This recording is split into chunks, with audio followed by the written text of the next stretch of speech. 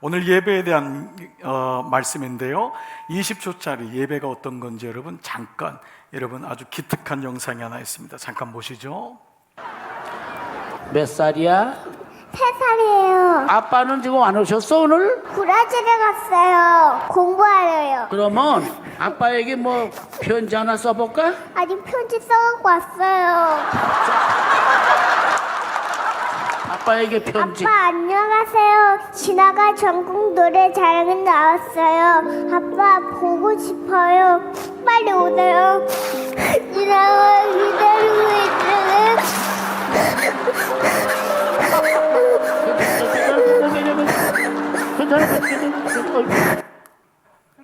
저는 이거 벌써 한 10번 이상 본 것 같은데, 볼 때마다도 이게 예배다. 제가 여기 왔어요. 주님 보고 싶어요. 어린아이 같은 마음이 아니고선 천국에 들어갈 자가 없다고 하지 않습니까? 여러분, 주님의 은혜가 여러분과 함께 하시길 축복합니다. 우리는 이번 3월 한 달 동안에 특별히 레위기 말씀을 묵상하게 되었습니다. 레위기는 광야에서의 제사법이 우리 삶에서의, 세상에서의 예배자가 되어서 어떤 마음으로 살아가야 되는가. 이 겉의 모습은 광야에서의 제사법이지만 이것은 세상에서의 예배자의 모습으로 어떤 마음으로 살아가는지를 말씀하고 있습니다. 겉으로 보면은 말씀이 법과 형식으로 있지만은 그것은 죄로 죽을 수밖에 없는 인간들을 기다리고 계시는, 그러니까 하나님의 은총에 대한 말씀이 이 레위기에 대한 말씀이라 할 수 있습니다. 여러분들이 이제 3월 이미 이제 시작하셨지만 레위기 말씀은 대부분이 많이 보지 못하는 말씀입니다. 그러나 레위기는 예배에 대한 정말 보석 같은 말씀이라 할 수 있습니다. 430년 동안 종살이했던 애굽에 있었던 이스라엘 백성들은 하나님의 영광과 임재를 마주하게 되는데, 그것이 바로 노예에서 나온 그들에게 준 성막, 하나님의 선물이었죠. 이 성막을 하나님이 허락하셨지만은 모세를 비롯한 이스라엘의 백성들은 어느 누구도 성막 안에 들어갈 수가 없는 것입니다. 왜 그럴까요? 죄는 거룩과 충돌되기 때문입니다. 죄를 가진 인간은 하나님의 영광 속에 거할 수가 없어요. 우리가 악한 사람들이요, 선한 사람을 만나면 차마 죄를 짓지 못하겠다고 하는 것이 하나님이 기본적으로 준 인간의 양심이라고도 하지 않습니까? 영적인 존재로 만들어진 인간의 죄를 가지고는 하나님의 영광에 들어갈 수 없었는데, 하나님이 출애굽기가 끝나면서 레위기의 말씀으로 연결 지으면서 그 같은 상황을 이렇게 말씀하세요. 출애굽기 40장 35절, 모세가 회막에 들어갈 수 없었으니 회막이 성막이거든요. 왜 그럴까요? 이는 구름이 회막에 덮이고 여호와의 영광이 성막에 충만함이었으며. 자, 그런데 이렇게 들어가지 못하고 서성거리는 모세와 이스라엘 백성에게 여호와께서, 하나님이 친히 그들의 이름을 부르며 들어오게 하십니다. 하나님의 임재 가운데 성막으로 들어오게 하세요. 그래서 레위기 1장 1절이 이렇게 시작돼요. 여호와께서 회막에서 모세를 부르시고 그에게 말씀하여 이르시되. 그래서요, 이 말씀에서 하나님이 모세를 부르시고, 이 말씀 속에 감추어진 말씀이 그리고입니다. 그리고는 뭐냐면 출애굽기에 나와 있는 그들이 들어가지 못하였는데, 그런데 그분이 그들을 부르시고. 그래서 오늘 이 출애굽기 레위기에 원래 첫 번째 나와 있는 히브리 단어는요, 그리고 그가 부르시고, and he called, and he called. 이것이 레위기 말씀입니다. 그러니까 레위기가 예배법이라면 예배가 뭐지요? 그분이 우리를 부르시는 것입니다. 여러분이 오신 것 같지만 주님이 불렀기 때문에 오는 것입니다. 이것이 바로 예배라고 하는 것입니다. 그런데 어디서 부르십니까? 성막에서 부르신다는 것입니다. 자, 우리가 이 성막에서 부르시는데 왜 부를까요? 그것이 레위기 1장 2절에 나와 있는데요, 이스라엘 자손에게 말하여 이르라. 너희 중에 누구든지 여호와께 예물을 드리려거든 가축 중에서 소나 양으로 예물을 드릴지니라. 자, 이 말씀은 뭐죠? 하나님께 나아가는 방법, 제사를 드리는 방법에 대한 말씀이 여기 나와 있는 것입니다. 예물을 드리라, 이 말은 예물을 받으시는 그것에 여러분 보지 마시고 예물을 드림으로 하나님께서 그 길을 여셨음을 보여주고 있어요. 그리고 아시는 대로 이 예물은 누구죠? 예수 그리스도의 그림자예요. 그 예수님을 통하여서 누구든지 하나님께 나올 수 있는 길을 여셨다고 하는 그 말씀을 주고 있어요. 자, 그런데 하나님이 우리를 부르신 곳이 어디냐? 모세와 이스라엘 백성을 부르신 곳이 다름 아닌 성막이었다는 것입니다. 여러분 생각해 보십시오. 무소부지하신 하나님이 꼭 성막에만 거하실 리가 없잖아요. 네, 하나님이 성막에서 그들을 부르세요. 텐트에도 있을 텐데, 진에도 있을 텐데, 성막 바깥에도 하나님이 계실 텐데 성막에서 부르시는 거예요. 자, 오늘 이 말씀을 한번 묵상해 봤으면 좋겠어요. 굳이 왜 성막에서 부르실까라는 것입니다. 일단 여러분, 성막에서 그분이 부르신다면 그분께로 가려면은 성막에 가야 됩니다. 텐트에 앉아 있을 수도 있잖아요. 일단 성막에 가야 되는 거예요. 성막에서 부르시기 때문에 그들은 자기 텐트를 접고 나와서 성막으로 가야 돼요. 어떤 사람은 아침 일찍부터 준비를 해야 되는 사람도 있을 거예요. 진으로부터 성막에 많이 떨어진 사람은 일찍부터 나와야지만이 성막에 제 시간에 도착할 수 있었을 거예요. 또 시간에 들으면 물론 그들은 소나 양이나 염소를 끌고 가야 되기 때문에 수고를 감당해야 했습니다. 그냥 홀로 가는 것이 아니었어요. 또 온 가족들과 함께 가는 것이었어요. 그리고 그들은요, 양이나 소나 염소를 가져가서 그냥 드리는 게 아니었어요. 그들은 직접 자기가 그들에게 안수함으로 자기의 죄가 그 짐승에게 전가되게 하였고 그 짐승의 정수리를 칼로 쪼개어서 죽여야만 했어요. 그리고 그 모든 짐승의 각을 떠야 돼요. 그리고 그야말로 그 짐승을 다 하나님께 드려서 불태우는 일을 직접 했던 거예요. 여러분, 좀 말씀이 좀 그렇지만 이 짐승은 다 집에서 기르는 소나 양이었습니다. 옛날에요, 우리 집에서 한 명 대학교 보내려면 소 보냈습니다. 소 키웠어요. 소 팔았습니다. 소는 그 집안의 가족 같은 개념 아니었습니까? 이거 요즘 말로 하면 집에 기르는 강아지를 내가 안수하고 내 죄 대신에 그 강아지를 죽이는 거예요. 이런 수고를 했었어야 돼요. 그리고 또 제사장은 아니라 이 드린 사람은요, 그 남아있는 찌꺼기를 짐 바깥에다가 가서 버려야 되는 수고도 했었어야 돼요. 왜 그랬을까요? 예배는 최상의 가치를 드리는 것이기 때문이에요. 예배는 그냥 내가 텐트에서 드릴 수 있어요. 하나님 어디든지 계시기 때문에. 근데 예배는 최상의 것을 드리는 가치이기 때문에.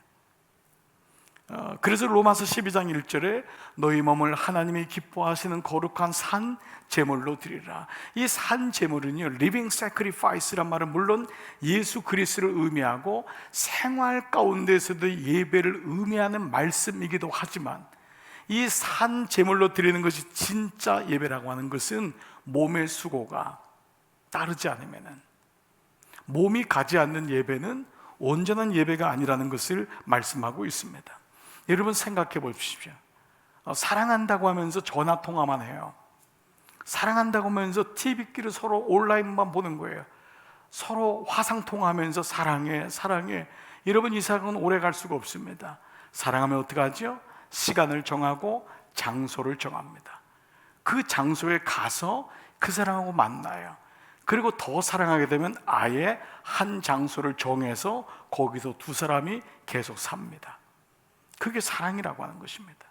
여러분, 오늘 우리가 생각하는 우리 오늘 이 예배를 가만히 묵상해 보면은 오늘 아침에 사실 여러분 잘 모르시는 분이 있을지 모르는데 우리 아침에 사실은 어저께까지 우리 예배팀들이 늘 토요일 날 다 검사를 하고 준비를 하거든요. 아침에 갑자기 이게 안 뜨는 거예요. 영상이 송출이 안 되는 거예요. 그때 제가 순간적으로 느꼈어요. 야, 와이파이가 안 되니까 영상의 기계라는 게 이렇잖아요. 기계가 언제든지 다는 건 아니잖아요. 기계가 멈추니까 예배가 멈추는구나. 나오지 못한 분은 예배를 못 드리는 거예요. 일부 예배 아마 영상으로 접속한 분들은 굉장히 당황했을 거예요. 이건 뭐지? 기다려달라고 했지만 순간적으로 제 마음에는 우리가 이제 그렇게 익숙해진 거예요. 아니, 세상에 찬송가를 부르는데 자막이 안 뜨니까요, 다들 벙어리처럼 있더라고요. 부르질 못하는 거예요. 가사를 불러드려야 되는 거예요. 우린 그동안 성경 가지고 다니고 직접 찾고 이것이 부모님들이나 하는 일이라고 생각했어요. 전쟁 나면은 어떻게 예배를 드릴 수 있나요? 홍수가 나고 전력이 없어지고 불이 꺼지면 예배 못 드리겠구나. 우리는 지난 2년 동안 너무 이렇게 익숙해져 버린 거예요.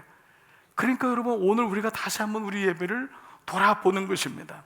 물론 여러분 중에 부득불, 저는 의료계나 교육계 혹은 요양원이라든지 이런 쪽 직업적인 환경 속에 계신 분들이 마음이 안타까워요.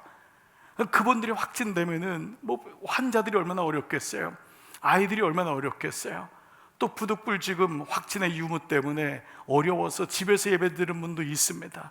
그러나 그 상황이 어떻든 간에 그것이 온전한 예배가 아님은 여러분들이 알고 있어야 되십니다. 이것으로 예배를 대신하면 안 됩니다. 집에서 변한 마음으로 추리닝 하나 입고 그냥 전화하면 전화 다 받고 카톡 연락 다 받고 물 먹고 싶으면 물 먹으러 가고, 그것이 예배가 아닙니다. 하나님 앞에 예배를 드리는 것이 아니라 그저 예배를 시청하는 것임을 우리가 알아야 됩니다. 그동안 내가 가졌던 생각 혹은 여기에 여러분이 다 그냥 그런 거지, 그 생각에 머물지 마시고 혹여나 성전 예배에 대해서 오랫동안 참석하지 못한 분이 있다면 다시 성막에서 부르시는, 수고를 해서 주 앞에 나오는, 수고를 할 때 최선의 가치를 드리는 그 예배로 여러분 저와 함께 회복하기를 주의 이름으로 부탁을 드립니다. 특별히 자녀분들도 여러분 꼭 그 마음 갖기를 바랍니다. 아무리 세상이 자유롭고 세상이 편리해도 핸드폰 보면서 드리는 예배를 온전한 예배라고 할 수 없는 것입니다. 오늘 무엇보다 오늘 말씀에 보면은요, 소나 양으로 예물을 드릴지니라, 이 말씀의 의미는 내가 바로 제물임을 말씀하고 있는 것입니다. 귀한 소나 양은 마땅히 내 대신 죽어야 될 것입니다. 근데 바로 그들이 내 대신 죽기 때문에 또 다른 내가 바로 이 제물인 것을 오늘 말씀하고 있는 것입니다. 이것을 잊지 않는 것이 바로 예배요 봉헌이라고 할 수 있습니다. 예배는 최상의 것을 드리고 하나님 앞에 그런 마음으로 나오는 것입니다. 그래서 레위기에 대한 말씀 중에 이 예물에 대한 말씀이 계속 반복되는 말씀이 레위기 1장 3절입니다. 그 예물이 소의 번제이면 흠없는 수컷으로. 흠없다는 건 무엇입니까? 쓰다 남은 것, 그냥 사람들이 볼 때 아무것도 아닌 것, 그냥 여러분 성경에 보면은 거기에 대해서 말씀이 나오지 않습니까? 깨끗한 것, 온전한 것이 아니라는 것입니다. 이 말씀은 번제, 화목제, 속죄제, 속건제 다 동일하게 이 말씀이 앞에 나옵니다. 너희가 드리는 예물, 너희는 그래야 된다. 그리고 너희가 드리는 예물도 그래야 됩니다. 쓰고 남은 것 괜찮으니까, 사람들 시선 보니까 이 정도 하면 되겠지 라고 하는 마음이 아니라는 것입니다. 심지어 소제도 고운 가루로 드리라고 합니다. 그런데 이렇게 흠없는 것과 고운 가루로 드리는 것을 누가 합니까? 바로 내가 하는 것입니다. 내가 드리는 것을 알고 하나님이 알고 계심입니다. 그래서 여기서 묵상되는 두 가지 예물에 대한 마음은 바로 순전함과 준비함입니다. 오늘 광고 드렸지만 이제 우리 4월부터는 들어오면서 예물을 드리고자 합니다. 여러분, 사실 이것은 여러분들이 그만큼 훈련된 것도 또 됐기 때문에도 우리가 드리는 것이지만, 무엇보다 준비된 예물, 무엇보다 하나님께 순전하게 드리는 것입니다.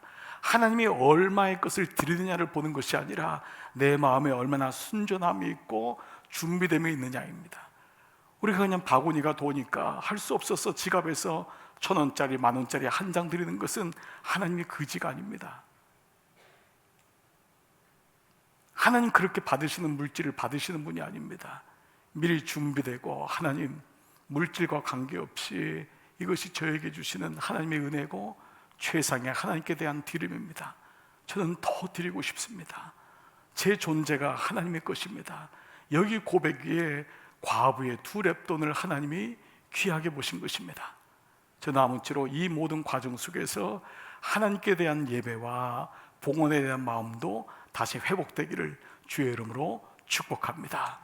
오늘 이런 가운데 예물로 드릴지라는 말씀의 이 구속사적인 의미는 장차 오셔서 우리에게 온전한 완전한 예물이 되신 예수 그리스도의 십자가를 의미하는 것을 알고 있습니다. 이 말씀이 히브리서 9장 22절에 율법을 따라 거의 모든 물건이 피로써 정결하게 되나니, 모든 물건이라는 것은 소재가 제외된 것을 말씀하고 있죠. 모든 것이 피로써 정결하게 되나니 피 흘림이 없은즉 죄사함이 없느니라. 그 예수 그리스도의 피로 인하여 우리는 날마다 우리는 양과 염소와 소를 잡지 아니하고 그분의 이름으로 하나님께 예배를 드리게 되었다라는 것을 말씀하고 있죠. 자, 이런 가운데 여러분이 오늘 보셨던 레위기 5장은 속죄제입니다. 번제, 화목제, 그 중에 속죄제, 속건제가 있고 소제가 있는데, 속죄제는 죄를 속하는 sin offering입니다. 예물을 드림으로 나의 죄를 하나님께서 용서하심을 받는 그 말씀인데, 그 중에서도 소위 가난한 자들을 향한 속죄 제물에 대한 말씀이고, 여러분들이 오늘 읽었던 새 본문 새 절 11절부터 13절은 지극히 가난한 자를 향한 하나님의 말씀입니다. 자, 먼저 7절에 보시면 만일 그의 힘이 어린 양을 바치는데 미치지 못하면 양이나 염소를 드릴 수가 없어요. 그 값이 그래도 상당하지 않을 겁니까? 그랬을 때는 산 비둘기 2마리나 집 비둘기 새끼 2마리를 여호와께 드리고, 이 7절에 나와 있죠. 그러나 이마저도 집 비둘기의 새끼마저도 드릴 수 없는 사람이 있습니다. 그 사람에게 11절 오늘 본문인데요, 만일 그의 손이 산 비둘기 2마리나 집 비둘기 2마리에도 미치지 못하면 그의 범죄로 말미암아 고운 가루 10분의 1 에바를 예물로 가져다가 속죄제물로 드리되 이는 속죄제인즉. 자, 여러분, 이 말씀을 한번 오늘 두 가지로 한번 묵상을 해보고자 합니다. 첫 번째는, 먼저 이 말씀은 기본적으로 뭘 의미하고 있는 것일까요? 하나님은 가난한 자 거라도 받으시는, 가난한 자 거라도 취하시는 악독 고리대금 업자이십니까? 혹시 여러분은 물질에 대해서, 봉헌에 대해서 오해를 하시는 분이나 오랫동안 상처를 가지신 분이 있어요. 혹시나 어떤 분은 아빠가 안 나오길래 왜 그러냐 했더니 돈 없으면 교회 못 가, 그 얘기를 하더라는 거예요. 이렇게 생각지도 못하게 걸림돌에 걸려서 하나님께 나가지 못하는 분들이 적지 않습니다. 정말 그럴까요? 여러분, 이 말씀이 가난한 자 거라도 하나님 받으시려고 하는, 그렇게 하시는 하나님의 의도일까요? 먼저 여기 고운 가루란 말은 소제를 의미합니다. 모든 곡식 가루로 드려지는 제사를 의미하죠. 그런데 이 소제에 대해서 가끔 우리는 이런 질문을 해요. 왜 하나님은 분명히 피 흘림이 없은즉 죄삼이 없다, 양이나 소나 양이나 염소를 통하여 또 집비둘기나 산비둘기를 통하여 피가 나와야지만 죄삼이 있다고 했는데, 왜 여기서는 곡식가루를 받으면서도 사람의 죄를 용서합니까? 라고 물을 수 있습니다. 왜 그럴까요? 오늘 그 말씀을 한번 묵상해 보겠습니다. 자, 먼저 우리는 레위기 2장 1절에 소제에 대한 말씀에 이 말씀이 있어요. 같이 한번 읽을게요. 시작. 누구든지 소제의 예물을 여호와께 드리려거든 고운 가루로 예물을 삼아 그 위에 기름을 붓고 또 그 위에 유향을 놓아. 자, 기본적으로 여기서 소제는 가난한 자를 위한 소제가 아니라 기본적인 5가지의 제사 중에서의 하나인 소제입니다. 자, 물론 이 소제는 이제 가난한 자와 연결되는데, 유독 여기 나와 있는 누구든지, 다시 한번 말씀을 띄워줘 보세요. 누구든지 말하는 것은 영어에는 everyone, everybody라고 나와 있어요. 자, 그래서 일반적인 사람이라고 나와 있지만 이 말씀의 히브리 단어는요, 네페시라는 단어를 씁니다. 이 네페시라는 단어는 뭐냐면 영혼 혹은 생명이라는 단어예요. 왜 소제가 속죄제로 가는 경우인데, 즉 양이나 염소, 소를 드릴 수 없는 사람이 곡식을 드리는 건데, 여기에는 생명이란 말을 썼냐면 가난한 자에게는 곡식이, 소제가 생명 같기 때문이에요. 그 그거를 먹지 않으면 죽을 수밖에 없는, 그것이 생명 같은 자인데, 이 말씀이 제대로 된 번역으로 보면 이것인 거예요. 내게 생명 같은 자가, 그 소재를 생명으로 삼을 수 없는 가난한 자, 그 자는 내게도 생명 같은 자다. 그래서 누구든지란 말을 네펫이란 말을 씀으로 인하여 내 생명 같은 자야. 사람들이 너를 볼 땐 가난하다 하여 너를 천대할지 모르지만 너도 내게는 똑같이 생명 같은, 영혼의 영혼 같은 자다. 그래서 내 생명 같은 자가 소재 예물을 드리려거든. 주님은 여기서 소재란 말을 쓴 가난한 사람을 향하여 네펫이란 단어를 쓰므로 그들을 향한 하나님의 마음이 어떠한지를 말씀하고 있습니다. 실제로 이 소재를 드리는 사람들은 대부분 돈을 주고 물질을 사야 되는데, 예물을 사야 되는데 비둘기조차도 돈으로 살 돈이 없는 거예요. 그렇기 때문에 실제로 소재라는 것은 어떤 거냐 하면 자기가 하루 동안 먹을 양식의 크기인데, 보통 에바 10분의 1은 하루의 양식, 하루 동안 내려오는 만나의 크기가, 호멜의 크기가 바로 에바 10분의 1이에요. 그런데 이 돈을 주고 살 수 없는 이들은 어떤 사람이냐 하면은 보통 룻처럼 남의 뒤를 쫓아다니면서 흘려진 이삭을 줍는 사람, 이 사람을 가리키는 것이 바로 소재를 드릴 수 있는 사람이에요. 즉 너무 가난하여서 성전에 조차 나올 수 없는 사람, 너무 가난하여 남의 집에 종살이 하여서 주인의 눈치 때문에 성전에 나올 수 없는 사람, 이 사람들에게 주님이 뭐라고 하시냐면 나의 생명 같은 존재이니 이제 너는 사람들 눈치 보지 말고, 너 스스로가 멸시받았다고 생각하지 말고 너는 내게 나오라고 하는 거예요. 작다고 부끄러워하지 말고, 다른 사람하고 비교하지 말고 내게 나오라고 하시는 그 말씀이 이 안에 있다는 것입니다. 심지어 11절 마지막에는요, 그 위에 기름을 붓지 말고 유향을 놓지 말고, 일반적인 소재는 기름과 유향을 누라고 했지만 속죄죄, 죄의 문제를 가지고 오는 사람에게는 유향과 기름도 사야 되는데 그 살 돈이 없는 자는 그것마저도 놓지 말라고 하는 것이에요. 무엇보다 이 소재를 속죄제로 드릴 수밖에 없는 사람은 말씀드린 대로 거의 버림받은 사람들입니다.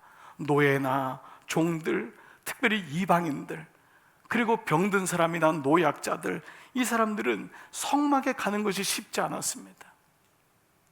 성막하는 것이 어려웠어요. 스스로가 성막 가는 걸 포기할 줄, 그럴 수밖에 없었던 거예요. 그러나 죄의 문제는 해결해야 되기 때문에 주님은 그들에게 가장 적은 것, 이삭을 주면서라도 너희가 하나님께 드릴 예물이 준비되었다면 그것만이라도 가지고 나오라고 하면서 그 길을 열어주신 것입니다. 무엇보다 이 사람들은 대부분 종이나 노예였어요. 병든 자였어요. 그래서 성막에 머무를 시간이 길을 수가 없었습니다. 빨리 제사를 마치고 가야 되는 거예요. 양이나 염소는요, 태우는 시간도 한참 걸리고 그걸 다 목도해야 됩니다. 그러나 이 소재는 빨리 태우고 돌아갈 수 있었던 거예요. 그래서 예배만 오기만 해라, 그리고 너의 삶의 자리로 빨리 돌아가게끔 하시는 하나님의 배려가 이 모든 소재의 제사 속에 있었던 것입니다. 그렇습니다. 하나님은 가난한 자에게도 그 길을 열어주심으로, 그가 오늘 두 번째 묵상은 한 웅큼만이라도, 그가 10분의 1, 에바의 10분의 1만이라도, 오늘 그 말씀은 어떻게 묵상이 될까요? 12절 보시면 그것은 고운 가루 10분의 1 에바, 에바의 10분의 1이에요. 제사장에게 가져갈 것이요, 제사장은 그것을 기념물로 한 웅큼을 가져다가, 흥미로운 건 여기 기념품이란 단어와 한 웅큼이란 단어가 같은 어원이에요. 한 웅큼이란 건 보여지는 거거든요. 이걸 상징물, 기념물이라고 했는데 그것을 가져다가 제단 위 여호와의 화제물 위에 불사를 지니는 속죄제라. 자, 당시 10분의 1 에바는 당시의 단위인데요, 리터로 하면 큰 콜라병 하나 정도입니다. 그러니까 1.5에서 2리터 정도의 크기인데 한 호멜이라고 보통 얘기합니다. 이 호멜의 의미는 뭐냐면은 항아리, 법궤 안에 있는 항아리에다 넣은 것이 한 호멜이에요. 그날에 받은 만나, 하루치를 온전히 집어넣은 것입니다. 그래서 이 말씀은 뭐냐, 데일리 푸드, 바로 일용할 양식, 이것이 에바 10분의 1, 바로 여기 해당되는 양식이라는 것입니다. 그런데 그렇게 가져온 그 한 오멜, 바로 10분의 1의 에바의 밀가루에서 제사장은 한 웅큼을 떠서 제단 위에 떠서 태웠다고 했습니다. 자, 이 한 웅큼은 그야말로 한 웅큼이죠. 영어에도 핸드풀이라고 나와 있습니다. 그런데 이 한 웅큼이란 단어는요, 이 아즈카라라고 하는 말인데, 말씀드린 대로 기념물, 기억하다, 기념하다, 상징하다 말인데, 이 어원이 뭐냐면 자카르라고 하는 단어입니다. 즉 기억하다예요. 이 단어는요, 출애굽할 때 많이 썼던 단어인데 여러분 혹시 기억하고 있을지 모르겠어요. 자카르라고 하는 단어가 한 웅큼이에요. 즉 한 웅큼을 제사장에 드릴 때 이 제물을 드리는 사람은 하나님, 일용할 양식을 주셔서 감사합니다, 하나님의 은혜를 잊지 않겠습니다. 이것이 한 웅큼, 제사장의 손을 보면서 드렸던 자카르의 기도였던 거예요. 하나님, 남들이 보면 그것밖에 없냐고 하지만 저에게는 데일리 푸드, 일용할 양식 만나입니다. 나는 하나님을 기억하겠습니다, 잊지 않겠습니다. 이것이 가난한 자가 가졌던 한 웅큼 자카르의 마음이었던 거예요. 그러면 하나님 입장에서 자카르는 뭘까요? 내가 너를 기억하고 있다, 내가 너를 잊지 않는단다. 너는 비록 작은 것을 가져왔을지라도 부끄러워하지 말아라. 너에겐 그것이 전부이니라. 내가 너 마음을 안다. 내가 너를 I remember you. 이것이 바로 자카르의 의미가 있는 것입니다. 그런데요, 더 놀라운 의미가 이 안에 있더라고요. 여러분이 한 웅큼이라고 하는 이 웅큼은 유대 제사법에서 우리가 쓰는 건 핸드풀, 한 웅큼을 집잖아요. 그래서 손이 큰 사람은 크게 잡고 작은 사람은 그래도 이 한 웅큼이라고 하는데, 이 한 웅큼의 제사법은 뭐냐면 엄지와 검지를 뺀 세 손가락이 한 웅큼입니다. 즉 제사장은 그 중에서도 가장 작은 것을 들어 올려서 1g, 2g 밖에 안 되는 작은 소재를 주님 앞에 태워드림으로, 이 작은 것일지라도 이것을 너가 하나님께 드림으로 인하여 하나님께 나아갈 길이 열려졌음을 말씀하고 있는 것입니다. 이것이 한 웅큼에 있는 하나님의 은혜인 것입니다. 그렇습니다. 하나님은 받으려고 예물을 가져오는 것이 아니라 한 웅큼의 작은 것이라도 너가 순종하여 그 말씀대로 나오기만 하면, 그 말씀대로 오기만 하면 하나님이 너의 죄를 사해 주시겠다고 하는 것이 이 소제법에 속해 있는 것이죠. 그러나 여러분이 가난한 자를 위한 소제는 물질적인 가난만을 의미할까요? 이것은 먼저 우리들의 삶을 돌아보게 하는 것입니다. You were poor. 너도 가난한 때가 있었지. 너도 가난한 때가 있지 않았니? 지금 먹고 살만하니까 잊어버리는 거니? 너 가난했잖아. 이거 우리나라에도 말씀하는 것 아닙니까? 가난했잖아, 힘들게 살았잖아. 그때를 잊으면 안 된다. 그것이 바로 오늘 이 말씀에 너도 가난한 때가 있었다. 가난한 자를 멸시하지 말고, 가난하니까 능력도 없고 재주도 없다고 그들을 비하하지 말아라. 너도 가난했는데 내가 나의 은혜로 너를 세우지 않았느냐. 이것이 첫 번째 주는 메시지일 것입니다. 또 하나의 메시지는 물질적인 가난만을 의미하지 않습니다. 예수님이 마가복음 5장 3절에서 심령이 가난한 자는 복이 있나요? 여기에 가난하다는 이 헬라 말은 푸토코스인데요, 이 말은 돈이 없단 말이 아닙니다. 이 말은 마음이 깨진, 마음이 상한, 이것이 심령이 가난한 자입니다. 그 마음이 깨진 자, 그 마음이 상하여 하나님만 바라볼 수 없는 자는 진짜 복이 있도다. 이 말씀을 하고 계신 것입니다. 그래서 시편에서 다윗은 이것을 알았지요. 하나님께 구하시는 하나님께서 원하시는 예배는 상한 심령이라. 하나님이 원하시는 예배가 뭐냐? 그 마음속에 상한 심령이 있는 거예요. 과부의 두 렙도는 작은 물질 때문이 아니라 과부가 가지고 있었던 상한 심령을 주님이 아셨던 거예요. 그렇습니다. 이것이 바로 예배하는 자의 마음인 것입니다. 하나님이 예배를 이렇게 기뻐하시는 것입니다. 귀하게 보시는 것입니다. 어떤 마음입니까? 상한 마음. 나는 주님만밖에 없어요. 이렇게 후대하시는 하나님의 그 은혜를 잊지 아니하고 나왔습니다. 자카르. 그것이 바로 물질을 드릴 때마다, 예배를 드릴 때마다 이제는 소재 마음, 내 심령이 가난합니다. 이 고백이 이 소재 가운데 있는 것입니다. 하나님은 우리의 연약한 상황을 아시죠. 우리의 모습을 아시죠. 그래서 힘들어하는 우리에게 한 움큼만이라도, 오늘 설교의 제목이 한 움큼만이라도, 한 움큼의 믿음만이라도, 한 움큼의 순종만이라도, 그러면 그 다음에 생략되어 있는 말씀이 뭐죠? 나오기만 하면. 나오기만 하면. 한 움큼의 믿음만이라도, 한 움큼의 순종만이라도 가지고 있고, 그것으로 나오기만 하면은 내가 너의 죄를 용서하시겠다, 내가 너를 나의 자녀로 삼겠다고 하시는 하나님의 구원의 길이 있는 것입니다. 사랑하는 여러분, 우리는 마가복음 7장에 등장하는 이야기를 여러분 잘 아시리라 생각합니다.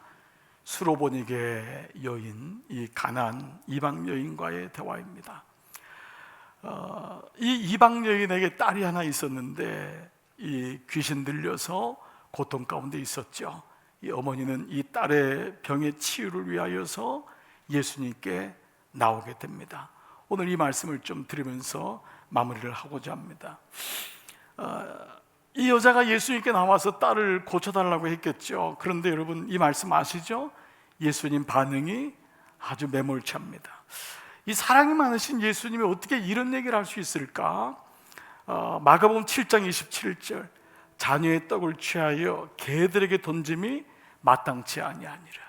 이 자녀는 누구냐면 유대인이에요. 유대인에게 돌아갈 떡을 개들에게, 이게 누구냐? 무슨 말이에요? 네가 개라는 거예요. 근데 이방인 아니냐? 네가 개라는 거예요. 개에게 던짐이 마땅치 아니하니라. 그런데 이 어머니 반응이 너무 놀라워요. 7장 28절, 주여 올소이다만, 여자가 대답하여 이르되 주여 올소이다마는, 주님 말씀이 맞아요. 저는 개예요. 그런데 그 개도 아이들이 먹던 부스러기를 먹나이다. 그래서 여기서 나온 말이 부스러기 은혜라는 말을 보통 쓰죠. 하나님, 부스러기 같은 은혜를 내가 구합니다. 그런데 여러분 이 말을 가만히 생각해 보세요. 오늘 그 지극히 가난한 자에게 베푸시는 그 하나님의 은혜를 생각한다면 부스러기 같은 나는 있을지라도 부스러기 같은 하나님의 은혜는 없어요. 하나님의 은혜의 본질은 항상 차고 넘치는 거예요. 그 세 손가락으로 건지는 1g, 2g의 순종만 있어도 하나님은 죄를 용서하시겠다고 했거든. 너 스스로가 안 된다고 주저앉지만 말고 나올 수만 있으면, 나오기만 하면 내가 너를 도와주겠다고 말씀하거든. 정말 하나님 나라에 부스러기 같은 은혜가 있을까요? 아닙니다. 우리 어머니 아버지의 사랑을 압니다. 여러분, 우리 옛날 어머니들이요, 딸이 친정집에 오면은요, 뭐 하나 더 주고 싶어가지고 그냥 싸주고 그걸 딸은 모르니까 창피하니까 됐다고 가지만 어머니는 더 주고 싶은 거예요. 더 주고 싶은 거예요. 제 아버지 군대에 있을 때 면회 왔던 기억이 나는데 오랫동안 제 마음에 불효했던 마음이 생겨요. 그 아버지가 멀리 왔으면 아버지하고 좀 얘기도 하고 해야 되는데 제 마음에 아버지가 안 보이는 거예요. 그냥 빨리 가시라고, 면회 끝났으면 가시라고. 부스러기 같은 나는 있지만 부스러기 같은 은혜는 존재하지 않습니다. 그런데 여기서 내가 해야 될 일 꼭 한 가지가 있어요. 스스로 포기하지 않는 거예요. 하나님의 은혜를 내 과거에 어떤 모습에 어떤 상처가 있을지라도 그 하나님을 내 생각 속에 갇혀 있지 않는 거예요. 내가 하는 건 뭐죠? 나오기만 하면, 나가기만 하면, 주님 앞에 나가기만 하면, 과거에 어떤 일을 만났든 간에, 심지어 여러분의 삶이 심지어 이 떡을 취하여 그에게 던짐이 마땅하지 아니합니까? 라고 하는 상황에 있다 하더라도 여러분이 다시 주님 앞에 나오기만 한다면 오늘 그분은 여러분을 다시 용서하시고 다시 새로운 삶으로 인도하십니다. 이것이 소재를 통한 한 웅큼만이라도 순종하여 그 마음이 꺾여 주 앞에 나올 수만 있으면 오늘도 주님의 은혜는 변함없이 동일하십니다. 왜냐하면 우리의 죄보다도 하나님의 은혜는 훨씬 크기 때문에, 우리의 문제보다도 하나님은 훨씬 크신 분이기 때문에 오늘 이 은혜가 오늘 예배를 드리는 여러분 모두 위에 함께 하시기를 축복합니다. 한 움큼의 마음 가지고 주 앞에 나가시는 예배자 되시기를 주의 이름으로 소원합니다. 아멘. 여러분 이 시간 성경을 다 닫으시고 말씀 노트를 닫으시고 이 시간 자리에서 한번 일어나 보시기 바랍니다. 우리 다 주님 앞에 반응하겠습니다. 주님 그렇습니다. 주님의 은혜가 훨씬 큽니다. 어둠 속에 헤매던 내용은 우리 예배에 처음에 불렀던 찬양이죠. 우리 한번 다시 이 찬양을 고백하면서 오늘 주님의 자리로, 그 자리로 가난한 심령이 되어 우리 한번 주 앞에 나가도록 하겠습니다. 어둠 속에 헤매던, 어둠 속 헤매이던 내 영혼 갈 길 몰라 방황할 때에 내가 어디로 가야 할지 무엇을 해야 될지 알지 못할 때 영광의 그 빛이 나를 향해 비추어 주셨네. 주홍빛보다도 붉은 내 죄 그리스도의 피로 씻기어 완전한 사랑 주님의 은혜로 새 생명 내가 주님으로부터 얻었습니다. 은혜 아니면 은혜 아니면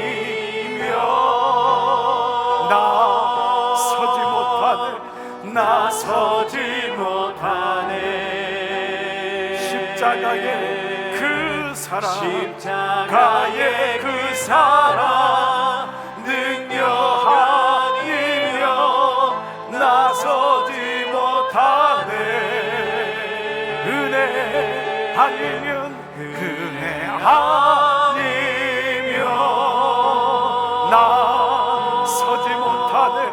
나서지 못하네. 놀라운 사랑 그네 아니며 나서지 못하네. 다시 한번 어둠 속에 헤매던 내 영혼 갈 길 몰라 방황할 때에 주의 십자가 영광의 그 빛이 나를 향해 비추어 주셨네. 주홍빛보다도 붉은 내 죄 그리스도의 피로 씻기어 완전한 사랑 주님의 은혜로 새 생명 주님께로부터 받았습니다. 우리 한번 겸손히 두 손 들고 고백하겠습니다. 은혜하니며 님이며 나서지 못하네. 십자가 그 사랑, 십자가의 그 사랑, 그네 아니며 나서지 못하네. 은혜 아니며 그네 아니며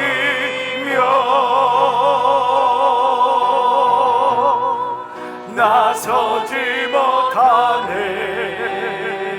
놀라운 사랑, 놀라운 사랑, 그 은혜 아니며. 여러분, 주님이 오라고 말씀하실 때 나아가기만 하면 됩니다. 함께 기도하며 나가시겠습니다. 살아계신 아버지 감사합니다. 오늘도 예배를 우리를 부르십니다. 그리고 그가 부르시어 하나님, 나를 부르시는 아버지, 내가 포기하자고 내가 멈춰있지만 않으면, 내가 그 속에 빠져있지만 않으면, 하나님께 나오기만 하면 아버지, 한 움큼의 믿음만이라도, 한 움큼의 순종만이라도 내 안에 하나님을 향한 마음이 있으면 주님이 말씀하십니다. 오라, 두려워하지 말고 오라. 너가 무슨 죄를 지었든, 너가 어떤 가운데 있었든 내가 너를 아니. 너는 내 것 아니냐? 내가 너를 뺏기지 아니하리라. 왜 너 안에 갇혀 있느냐? 왜 죄 안에 있어서 스스로 아파하고 고통하느냐? 나오라. 내게 나오기만 하면 내가 가난한 자에게도 은혜를 베풀어 줬듯이 심령이 가난하여 나밖에 없다고 찾는 너에게 내가 어찌 은혜를 베풀지 아니하겠느냐? 하나님, 예배는 주님 앞에 나가는 것이었습니다. 예배는 주님, 작은 믿음이라도 주님께 가지고 나가면 주님이 나를 받으시고 용서하시고 안아주시는 것이 예배였습니다. 상한 심령이 되어 오늘 예배를 드리는 종들이 있습니다. 그 마음에 하나님밖에 없음을 고백하며 눈물로 드리는 예배가 있습니다. 가슴을 치며 드리는 예배가 있습니다. 남들이 모르는 아픔 때문에 소리내어서 울지도 못하는 종들도 있습니다. 그 마음에 상처와 연약함 때문에 교회를 떠나간 종들도 있습니다. 하나님 앞에서 하나님 앞에 나가지 못하는 종들도 있습니다. 그 어느 분이든지 주님, 이 시간 주님 앞에 나오는 종들을 주님 친히 안아주시고 말씀해 주시기를 원합니다. 내니 두려워하지 말라, 놀라지 말라. 너는 내 것이니라. 너는 내 아들이요 내 딸이니라. 누가 너와 내 사이를 가로막으랴? 너가 한 움큼의 믿음만이라도, 한 움큼의 순종만이라도 그 마음의 영적 동의가 되어 내 앞에 나온다면, 부지 중에서라도 내 앞에 나온다면 나는 너를 잊지 아니하고 너의 모든 죄를 사하며 내가 너를 나의 자녀로 삼겠다고 주님 말씀하십니다. 자비로우신 아버지, 오늘 2부 예배드리는 종들을 축복합니다. 주님, 우리도 가난했습니다. 우리도 이렇게 지극히 가난했지요. 이제는 심령이 가난한 자가 되어 주 앞에 엎드립니다. 살 만큼 됐다고 교만하거나 살 만큼 됐다고 내 제주로 사는 것이 아님을 오늘 이 아침 고백합니다. 눈물에 하나님 마음을 주님 받으시고 그 마음마다 하나님께서 함께하여 주시옵소서. 아버지, 잃어버린 예배의 감격을, 잃어버린 예배의 눈물을, 애통하는 마음을 예배를 통하여 우리에게 주시니 감사하고, 주님 앞에 그 심령이 가난한 자가 되어 또 우리도 주님 가난했었지요. 하나님, 우리나라가 얼마나 어려웠던지를 기억하며 작은 소재 하나라도 받으시는 궁일 하나님이 이 민족을 지금까지 살려주셨습니다. 아버지, 우리 가정도 그렇게 살려주셨습니다. 아버지, 오늘 살아는 종들을 한 분 한 분을 위해 기도합니다. 주님께 혹여나 막힌 담이 있습니까? 주님, 이 죄는 주님이 용서하지 않을 거야. 혹시 그 마음이 있습니까? 혹은 죄에 대해서 너무 둔하여서 죄에 대한 마음도 잃어버리고 있는 종이 혹시 있습니까? 오늘 그 마음에 이 말씀에 마음 주시기를 원하옵고 기도합니다. 부디 주 앞에 나가기만 하면은 주님이 친히 그를 안아주시고 그를 하나님 자녀로 삼으시는 이 말씀이 내 말씀을 있음을 기억합니다. 오늘 종들에게 이 은혜를 베풀어 주시고 이번 한 주간 한 움큼만이라도 이 은혜가 내게 있기를 소원하며, 우리 특별히 주님을 떠나 있는 자녀들이 있습니까? 배우자 있습니까? 아버지 그들을 불쌍히 여겨 주시옵소서. 주 앞에 다시 나올 수 있는 길을 여시는 아버지 앞에 나오기만 하면 그들이 웬일입니까?